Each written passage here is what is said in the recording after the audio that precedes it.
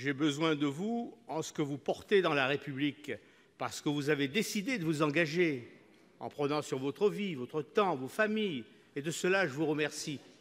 J'ai besoin de vous parce que le pays ne se redressera pas avec quelques décisions, quelques lois, quelques règlements ou l'action de quelques-uns. Il réussira parce que partout sur le territoire, il y a les engagés et les convaincus que vous êtes. Rien ne sera possible sans cette relation de confiance et de responsabilité. Ainsi parlait Emmanuel Macron devant les maires de France il y a juste une année. Beau comme de l'antique. À ceci près que c'est la défiance qui, depuis, s'est installée entre le pouvoir et les élus, défiance qu'un geste hautement symbolique permettrait de dissiper au moins partiellement, inscrire dans la loi, enfin, un statut de l'élu territorial à la hauteur des attentes et surtout des besoins. Monsieur le ministre, le gouvernement est-il prêt à faire ce geste ? Merci, cher collègue. La parole est à Monsieur Marc Fesneau, ministre chargé des Relations avec le Parlement, pour 2 minutes. Merci, Monsieur le Président, Mesdames et Messieurs les sénateurs. Monsieur le sénateur Collombat, je sais votre attachement, pour l'avoir connu quand j'étais maire moi-même, aux élus, et aux élus ruraux en particulier, mais globalement à l'ensemble des élus. Vous me posez une question simple, et cette question simple, en faisant une citation qu'évidemment tout le monde partage, et cette question simple, je vais essayer de vous répondre de façon simple et concrète. D'abord, je voudrais saluer le travail qui est fait et qui est en cours avec le Sénat, à l'initiative du président Larcher, entre le Sénat et le gouvernement, pour faire en sorte de travailler sur le statut de l'élu.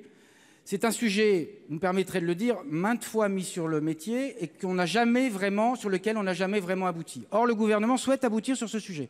Et je vais vous donner les quelques pistes. Je vous remercie de vos encouragements.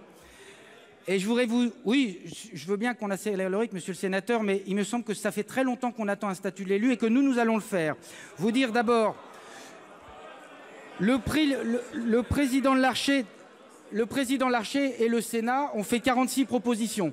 Elles portent sur plusieurs sujets, pour être précis. D'abord, le régime social, qu'il faut clarifier, qu'il faut compléter et qu'il faut adapter pour faire en sorte qu'il réponde et qu'il soit compréhensible par les élus et qu'il réponde à leur réalité. La deuxième chose, c'est la meilleure conciliation de la vie personnelle, de la vie professionnelle et de la vie d'élu. Et Dieu sait que c'est compliqué à faire quand on est un élu qui est engagé. C'est pendant le mandat, c'est avant le mandat pour pouvoir s'y préparer, et c'est à l'issue du mandat quand on veut se reconvertir. Et donc, il faudra travailler sur ces choses-là. Il y a la validation des acquis de l'expérience, mais il y a peut-être d'autres sujets sur lesquels, je crois, le Sénat veut se positionner. La troisième chose, c'est la formation.